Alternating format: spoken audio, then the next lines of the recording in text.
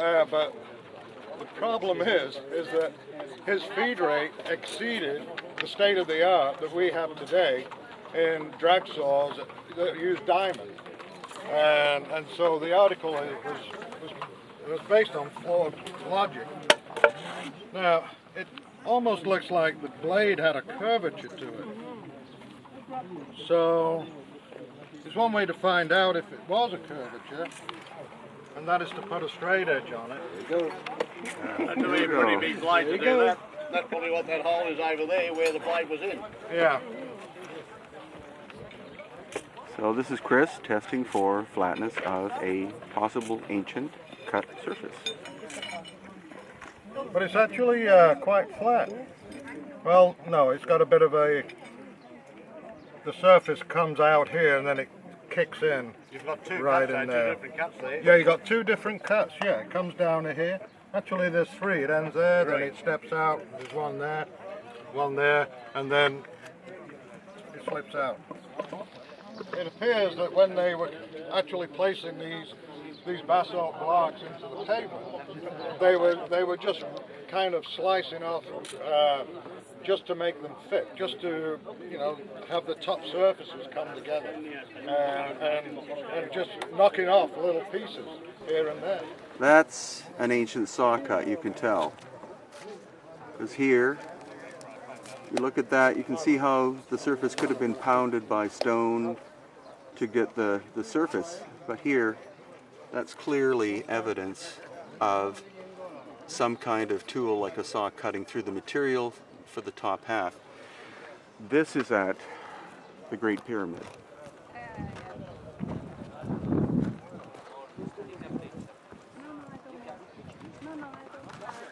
And similar to Peru, what we see is different materials,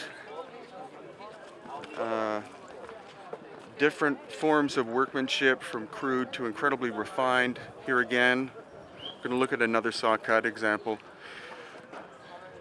But this is, I'm just blown away. This is the Great Pyramid of Giza. But here, have a look at this. This is an obvious saw cut.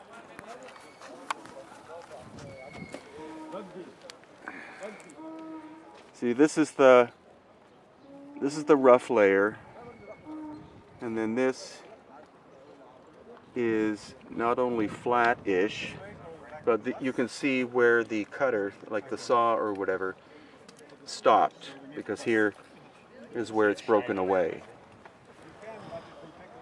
And on this side too.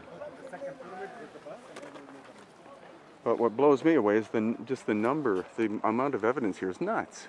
Oh, I know. So this is the Great Pyramid at Giza.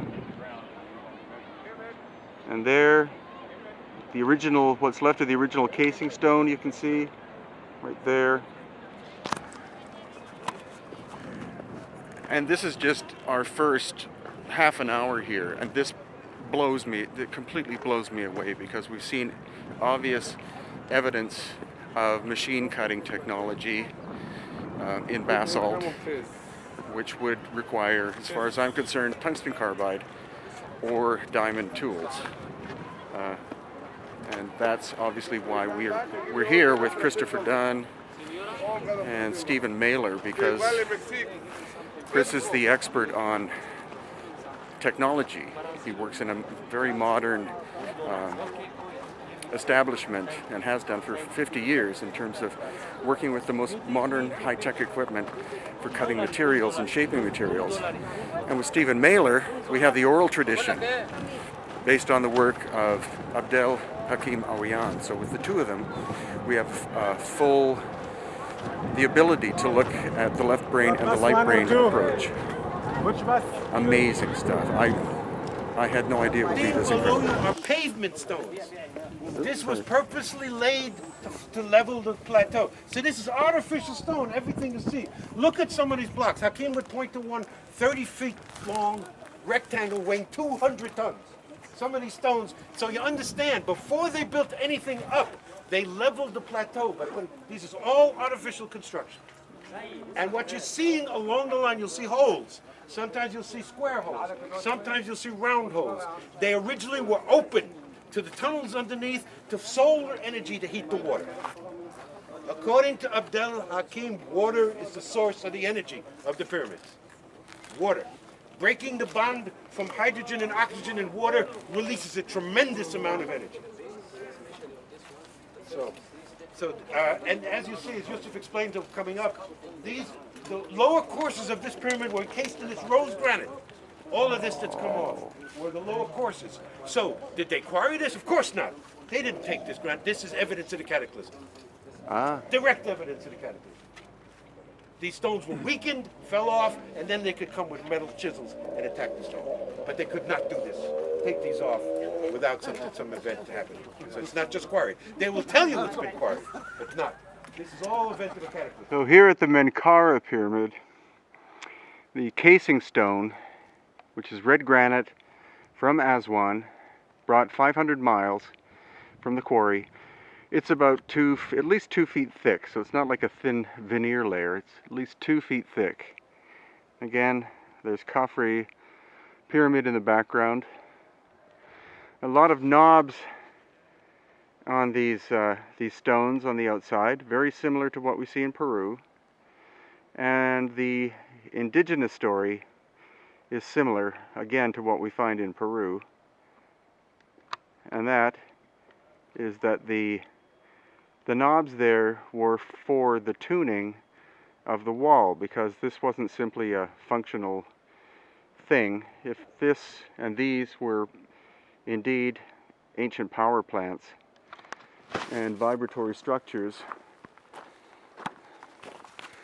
then it kind of makes sense that you would have to tune the exterior in order to achieve the vibration harmonic that you were after. At least that is a more, I think, logical explanation than the idea that those knobs were there to help lift the stones, because a lot of the biggest ones don't have any knobs on them. And then it's on this side that we see the little pyramids.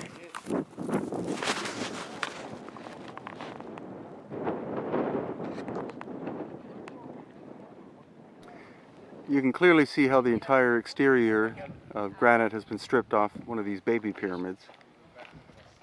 Again, the Khafre one here. Oh no, I'm not doing And the whole area is strewn with the remains of cannibalization of an ancient structure in ancient areas by later people.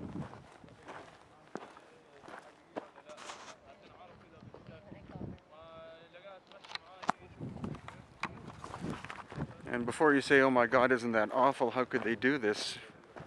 Remember, these buildings are a minimum of around 4,000 years old and could be much older. Over that period of time, cultures come, cultures go, and especially later cultures who arrive and have no comprehension as to the significance of the original constructions. They look at these things as simply quarries. You don't only find that in Egypt, you find that in Peru and throughout the Middle East, I'm sure, and many places in the world. So the Great Pyramid in the background here on the Giza Plateau, and you see this is the solid bedrock, sandstone. Most likely these are crypts or caves carved into the bedrock itself. And what this looks like is a little pyramid. And what you see on the right hand side, you see how the shaped sandstone blocks interlock with the original bedrock itself, because you see all of these indentations here made so that the blocks would fit in, like they're trying to lock in a three-dimensional way the stone, introduced stone, with the bedrock itself, and that of course makes the structure a lot stronger.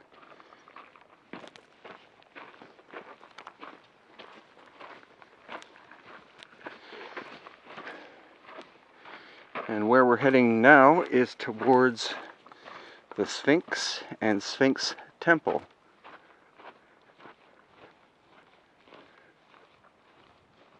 I made a mistake. That's not the Great Pyramid, that's Menkaure, because here we have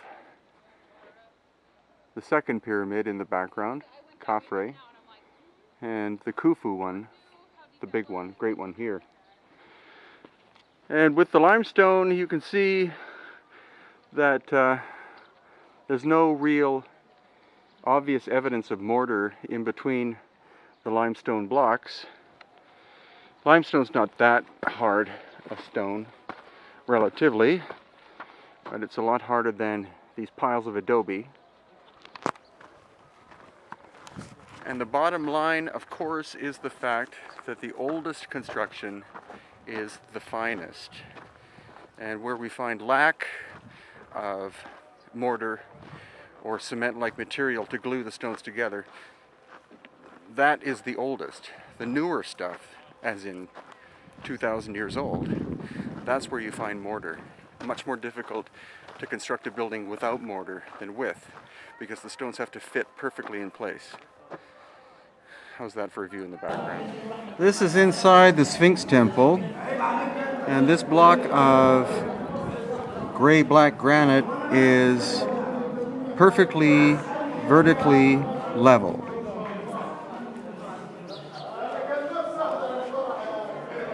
And it's similar to some of the stuff we see in Peru, because you see the corners, a lot of the stones are rounded over like that for strength. This is all basically red granite.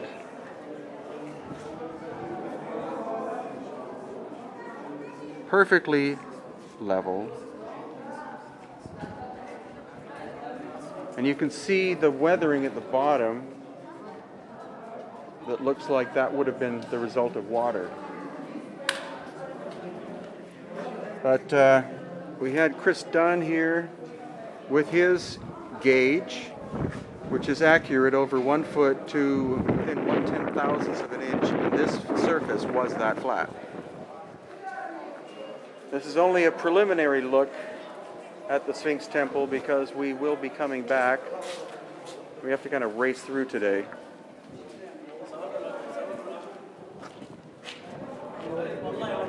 But here too, even with the weathered surface, you can see half of a degree off of level. That's because of it looks like water weathering.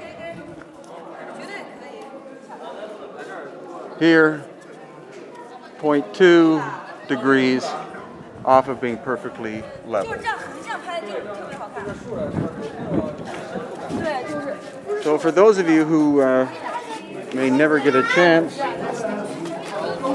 to come to Egypt, this gives you a brief look into the Sphinx Temple. This is one of the pits.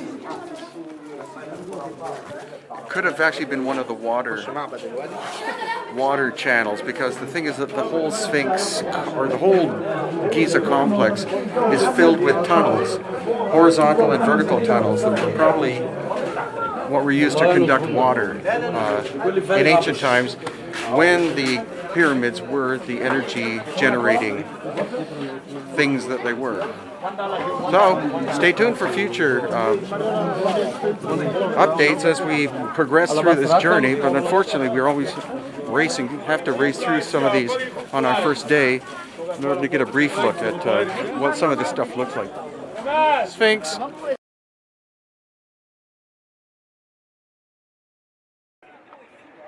Interesting graffiti covered stone wall. How about the fact that you're actually looking at the Great Sphinx of Egypt?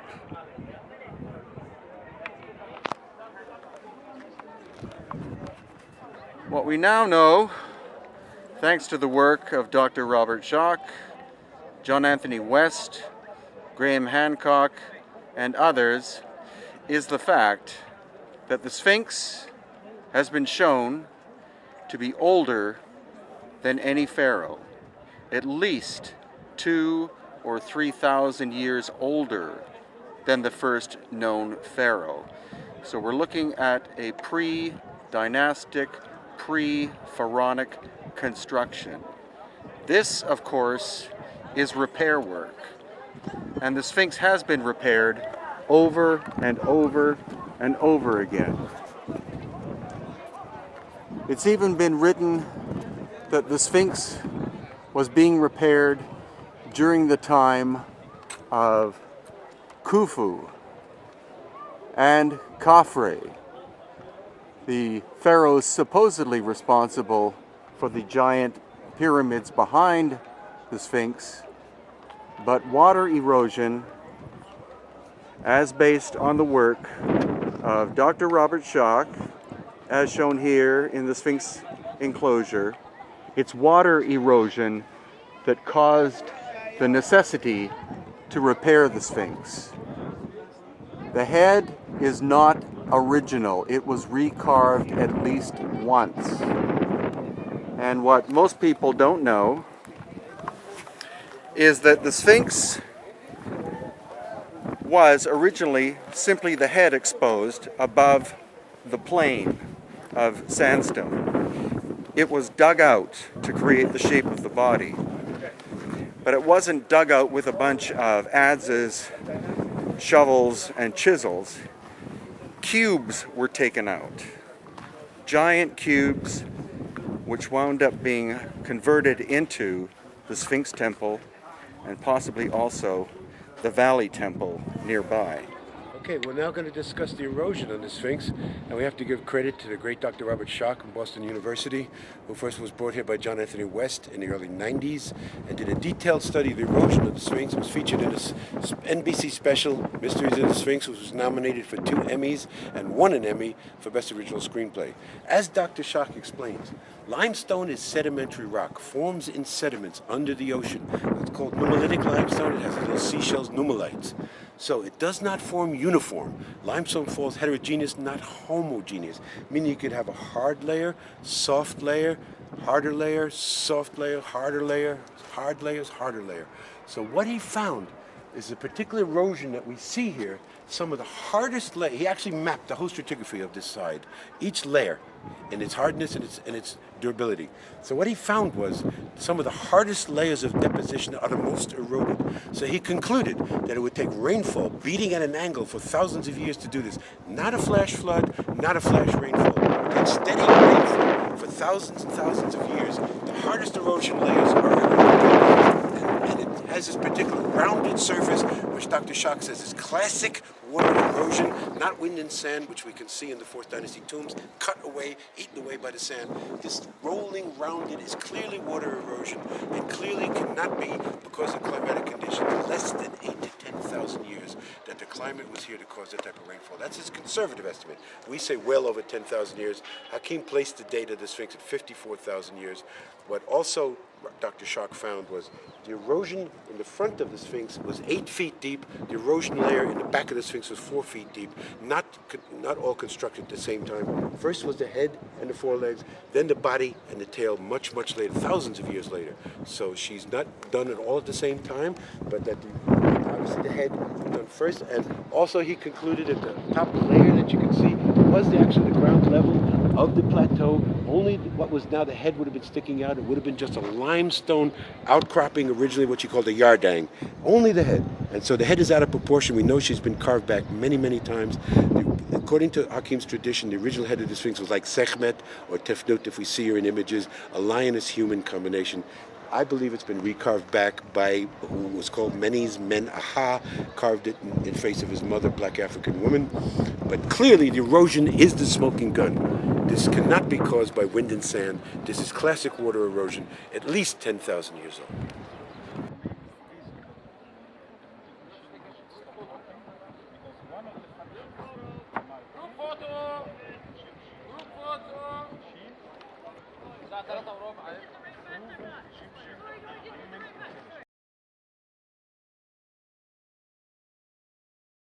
Inside the Great Pyramid. This is known as the Robber's Entrance. It was by the son of the Caliph of Baghdad, Muhammad al-Mamun, in 810 AD.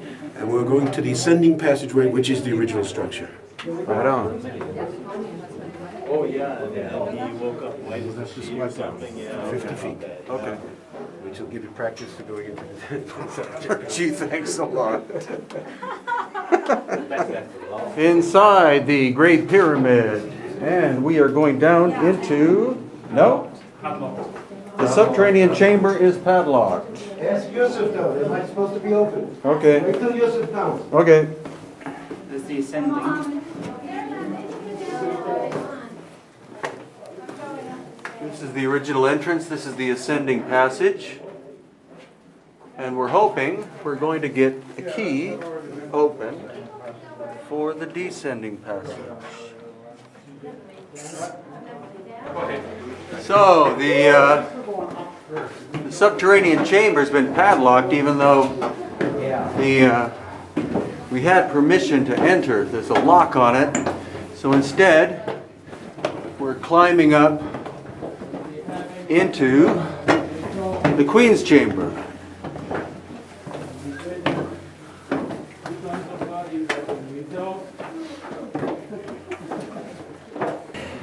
Okay, this is the Grand Gallery inside the Great Pyramid at Giza.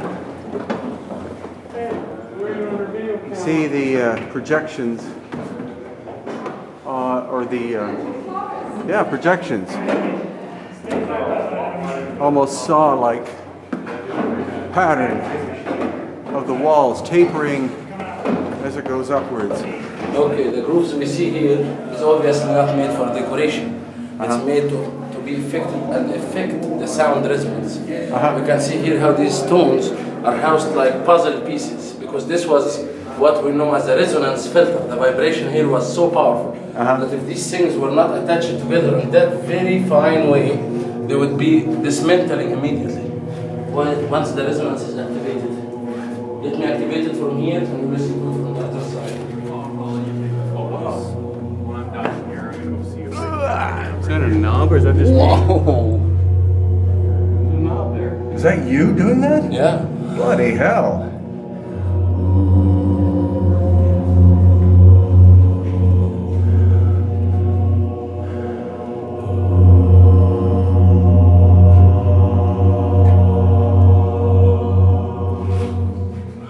I hope you can hear the incredible sonic vibrational experience that this is. That low sound is Yusuf by himself creating that amazing resonance.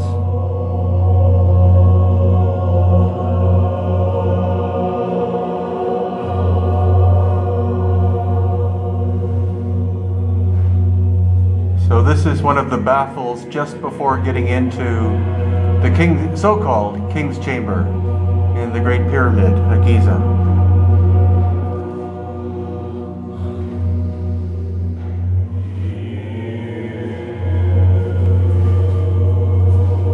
So this is the actual entrance into the King's Chamber. A bunch of people are in here. Whoa. Size of this.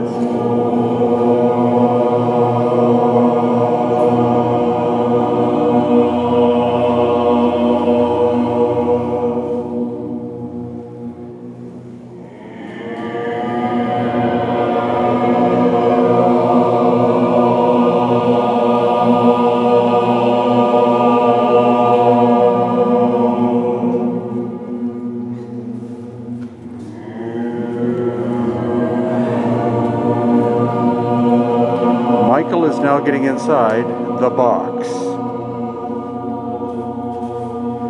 which is solid granite.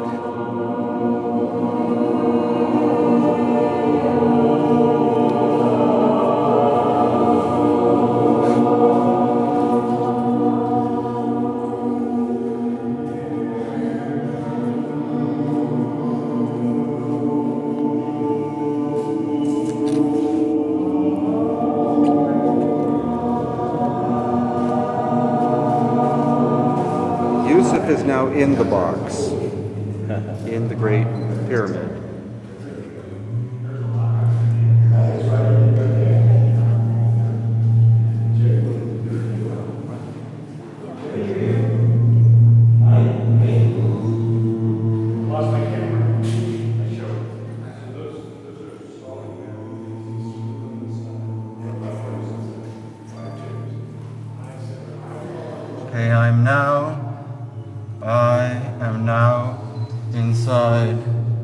box in the king's chamber. And there's no way you can understand the experience of being in here unless you've actually been in here, because the sound is so complex and so incredible, and how somebody could possibly think that this was constructed as a tomb and not as a acoustical vibrational device, I don't understand.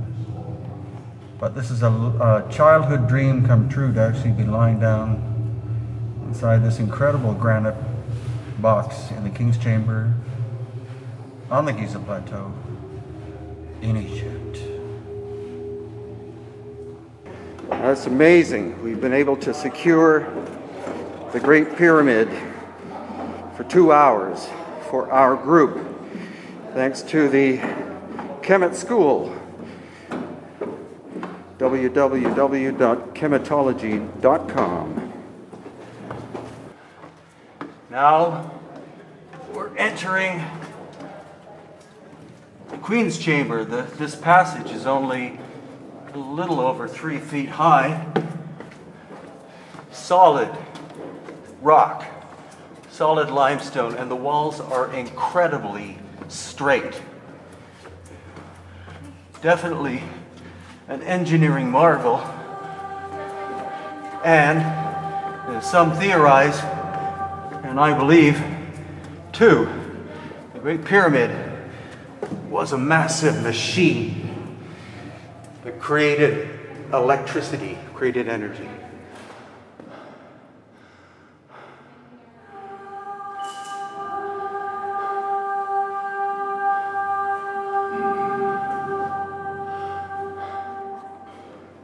This is one of the shafts in the Queen's Chamber. One on this side, one on the opposite side. We can see evidence, some kind of buildup of material of this black. It's probably not smoke from the fire of the builders, but something else, maybe a chemical reaction that went horribly awry in the Queen's Chamber. Now we're heading back through the causeway, or whatever you want to call it, that connects the Queen's Chamber back up with the main entrance. As we pass Ernie. How you going, mate? Good, mate. I'm good. Good out. Hello. Hello. Ernie's from Australia. Everybody in Australia, how the hell are you? Heading out. Mustafa. Mustafa. He's not in there. Into the descending passage, which is here. Okay, maybe halfway down now, or a third of the way down, the descending passage into the subterranean chamber. Not as tough so far as I thought it would be. I thought the roof would be, or ceiling would be a lot lower, but anyway, onwards we go. Okay, all the way down now at the bottom of the subterranean chamber. Now I'm sure you're thinking, gee, that didn't take very long. Well, it's because I turned the camera off. It's several hundred feet down, but it's an incredibly straight line. And then this way, this is where it's going to get tougher. This is hands and knees in the sand for about 30 feet maybe, but then it looks like that is the subterranean chamber. So let's see what it looks like. Okay, John, this is the entrance into the subterranean chamber. I'll try to do some measurements after we get a very rough estimate of what it is we're looking at. This is where the floor drops down, and there is a square shaft in here that at the present looks like it drops about 15 feet and then is filled with sand. And on the wall directly opposite of the entrance here, we have another shaft. And this goes on seemingly for an incredibly long distance. I might check it afterwards and see if it turns to the right about there. But your thing of interest is up here.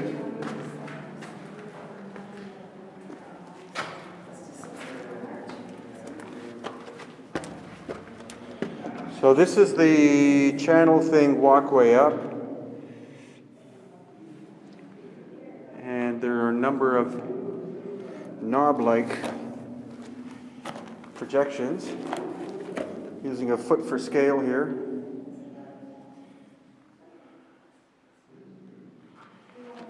And this side, I think this is what you're interested in. Unfortunately, all the light bulbs are gone.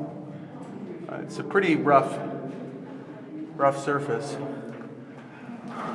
I'll do in steps out from the wall here. Again, the entrance is over there, and I'm in the almost opposite corner.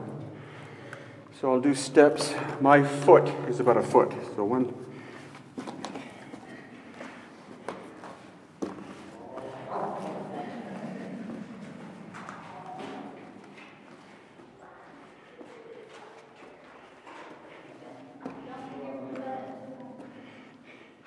$18 feet to the point where it drops off. It's like a double step. From the ground up to this level, and then up to this level, where it goes across to there. So 18 feet plus 1, 2, 3, about 4 feet, the first step, and then a drop down there of about 3 feet. It approximately fills half the room. We don't have a long tape measure. But anyway, try to get some pictures. This is the inside of this projection thing in the corner opposite the entrance, with quite an interesting blob in the middle. And then the wall is here, and then this is where it starts. It's approximately, again, I'll get measurements. Hopefully it's approximately 2.5 feet from the wall. So, having just descended the descending passage into the subterranean chamber,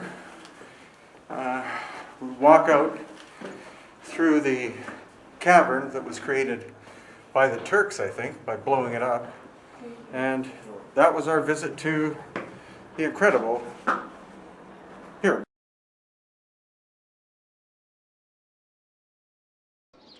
This is the Ramesseum, obviously named after Ramses. This is where you get the sense of scale, though.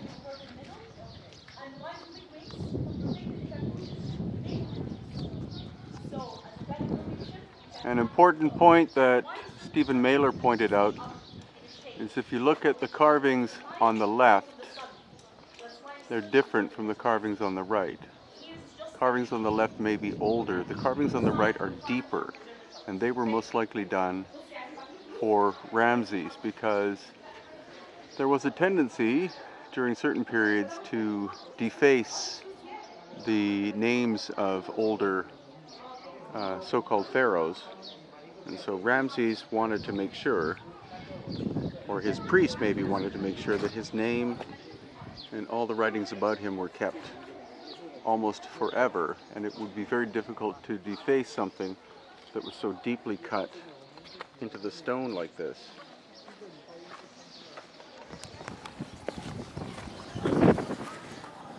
Now we don't see so far any sign of lost ancient technology or super ancient work. This is all limestone, and again, according to Stephen and others, limestone was the preferred material afterwards because limestone was softer. You could work it with bronze chisels and stone hammers, but when it comes to carvings or buildings which were made of granite, basalt, or quartz, calcite, that requires tools that are harder than bronze. The question is, what tools were they? In the archaeological record, there are no tools, as far as I know, other than bronze chisels and stone hammers. So the harder stone is hinting at us that that work that was done is older than the pharaonic dynastic Egyptians.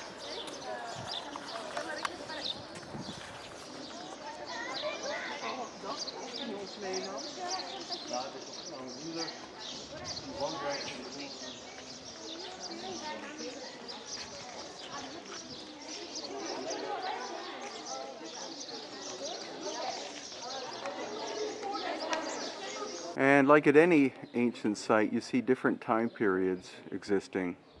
This, according to Yusuf Awiyan, is dynastic period. Again, they were working with limestone. Limestone is not very hard, so they could work it with bronze chisels and stone hammers. But these sculptures are granite. Granite is much harder, could not be properly shaped, especially not fine detail, with bronze chisels, stone hammers, and sandpaper.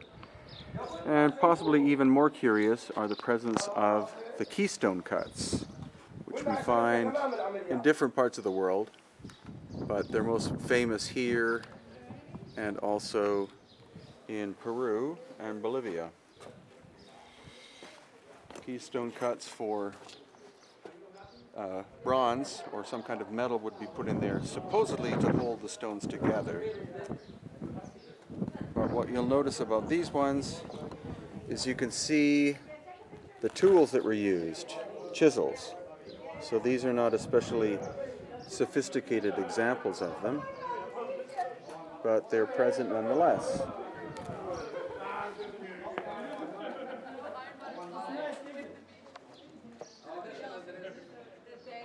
So in terms of a sense of scale, again, this is the statue, or part of the statue. This is part of his head and his ear, and then coming down that way, his shoulder. 1,000 tons finished, one block of stone. Originally, of course, it would have been much more than 1,000 tons because it would have been a rough piece to start with.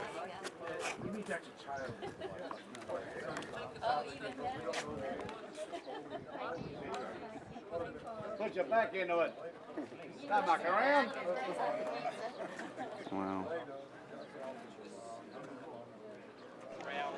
And here you can see after it fell, as the result of an earthquake supposedly, somebody came along, and this is his head, and attempted to separate a section as building material, and of course they gave up because this is rose granite, super hard stone. So here's the bottom of part of the 1,000 ton statue, and I believe this is the base on which he stood, and just the size of his feet. Here's my hand in comparison.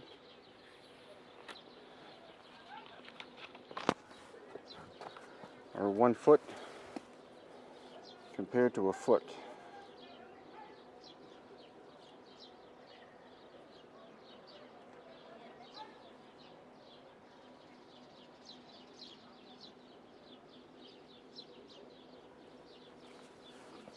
My foot's about the size of his toenail. So again, finished at 1,000 tons. So how did they move it 500 miles from the quarry at Aswan. Most, if not all, of the rose granite came from the Aswan quarry. And so how was it moved? How do you move 1,000 tons? You're not obviously going to move it on rollers across a desert. You're not going to be able to build a reed boat big enough, strong enough to be able to carry a finished sculpture at 1,000 tons.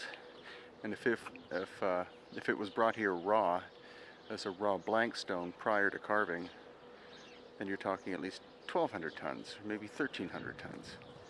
How would they have moved it? So here's the bottom of part of the 1,000 ton statue. And I believe this is the base on which he stood, and just the size of his feet. Here's my hand in comparison.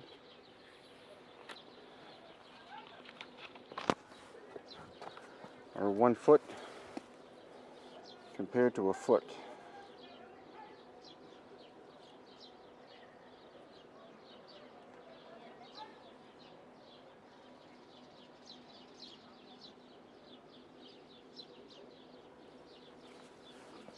My foot's about the size of his toenail.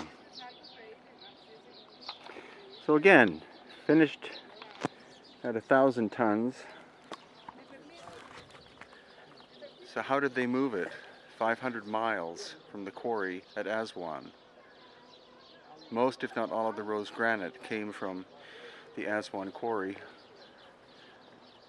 And so how was it moved? How do you move 1,000 tons? You're not obviously going to move it on rollers across a desert. You're not going to be able to build a reed boat big enough, strong enough to be able to carry a finished sculpture at 1,000 tons. And if it was brought here raw, as a raw blank stone prior to carving, then you're talking at least 1,200 tons, or maybe 1,300 tons. How would they have moved it? Another point to take into account here at the Ramesseum is here we have limestone, which is not a particularly hard stone, but these columns, as vast as they are, at least 20 feet high, you clearly see that they were done in sections, because you can see the seam as we go down, where the fill-in repair work is. So during dynastic times, when this was built, they were working with limestone and working it in sections.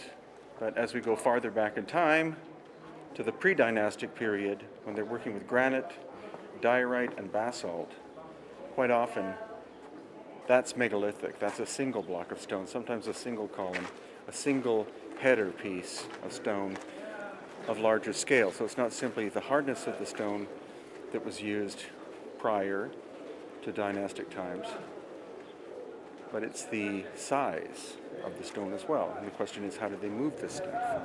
Slaves? No.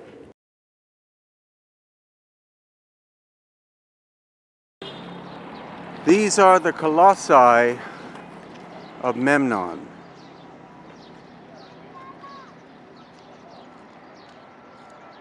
They are at least 30 feet tall, and originally were one piece of stone. This was one solid block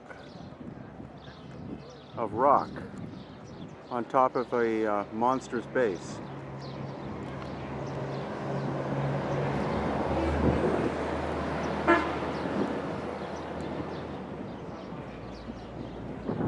Now the thing is that just because there are hieroglyphics on them, it doesn't necessarily mean that the hieroglyphics were done at the same time that the carving, shaping of these massive sculptures were done. So to date the colossi based upon the hieroglyphics that are on them could be very well an erroneous thing. I think they're far older.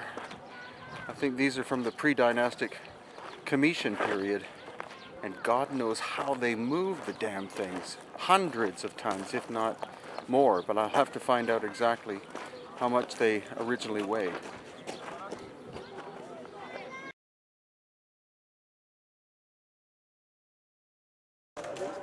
So you're looking at Luxor Temple, or a very small part of it here. The sound in the background is a mosque. And this is one of the faces reputed to be Ramses II that engineer Chris Dunn believes was done with ancient high technology, because he's found what he believes are machine tool marks inside the nostrils and cutters. He's found the actual machine tool marks on the face, because the precision of this sculpture is so fine that one side is a mirror image of the other side.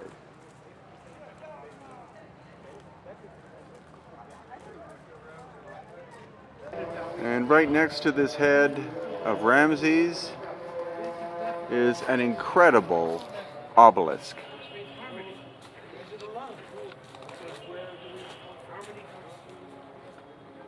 It's at least 8 feet on one side at the base, and I have no idea, it's got to be 60 feet tall. Made of rose granite, brought from the quarry at Aswan.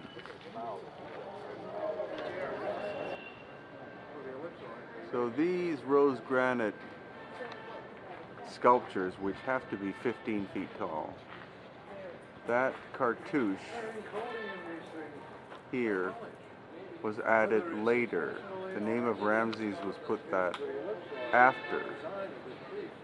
So it's likely that this does not, the sculpture does not represent Ramses. It could be a lot older. And what Yusuf Awiyan pointed out, Combining with the other first one elements, has the cartouche there. Yeah, right. The second one has the cartouche there. The third one doesn't. Egypt and, conical shape.